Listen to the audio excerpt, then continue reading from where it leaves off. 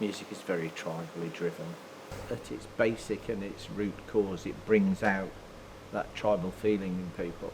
It's that communal thing, it's that shared experience thing. Bands playing in pubs and bands playing in small venues. There's a lot of people that can go and do things other places, get paid an awful lot more money for it, but choose to run music venues instead. You're not doing it for a retirement plan, you're doing it because you do actually love what you're doing, and that's true with these venues nationally.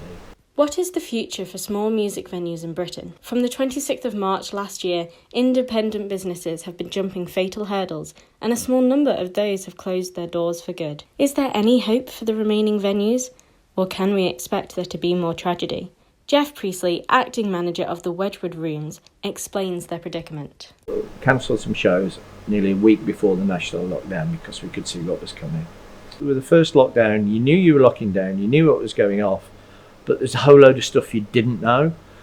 Come the second lockdown, it's actually been more difficult because we'd actually got ourselves, all our heads were in, we're going to reopen finally.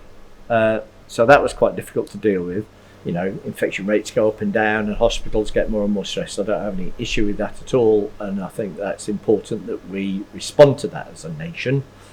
But as a business, the hardest thing is not knowing where you are. I always try and be optimistic, no matter, because it's the only thing that gets you through. Although I have good and bad days, like everybody else.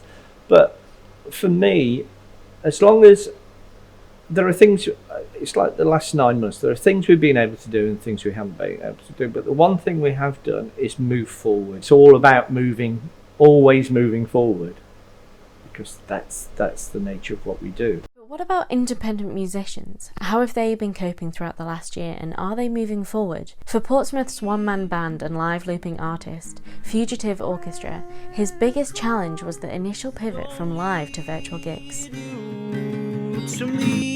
Live looping is sort of an amazing craft to get into, and I've learnt a lot about my own musicianship as well as music, the sort of the nuts and bolts of music and music theory and stuff through looping, really. The idea that you can sort of give back so much to an audience in the sense that, you know, yes, it is just me and a guitar, but you can watch me build these songs in real time. You can sort of see all the jigsaw pieces fitting together, and this is the bass part, now we're laying over some guitar harmonies and that sort of thing. So for me, it keeps every gig totally different, and hopefully for an audience it's quite different and interesting and not too boring seeing these songs get built.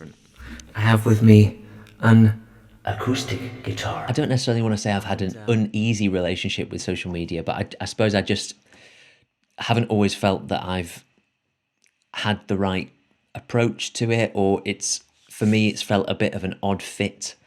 I like to think I've kind of come out the other side of those challenges. Wednesday evenings from 8 on Twitch, I do a totally improvised live performance. It has been quite a nice change, actually. Me personally, at least, have kind of come out the worst of it. I feel pretty driven and pretty inspired to be as creative as I can. And there's a lot of opportunities out there, and it's great that the audience mindset has also shifted. For audiences, artists and music venues, a promise of hope and a future for live music. Victoria Raby, South Downs College.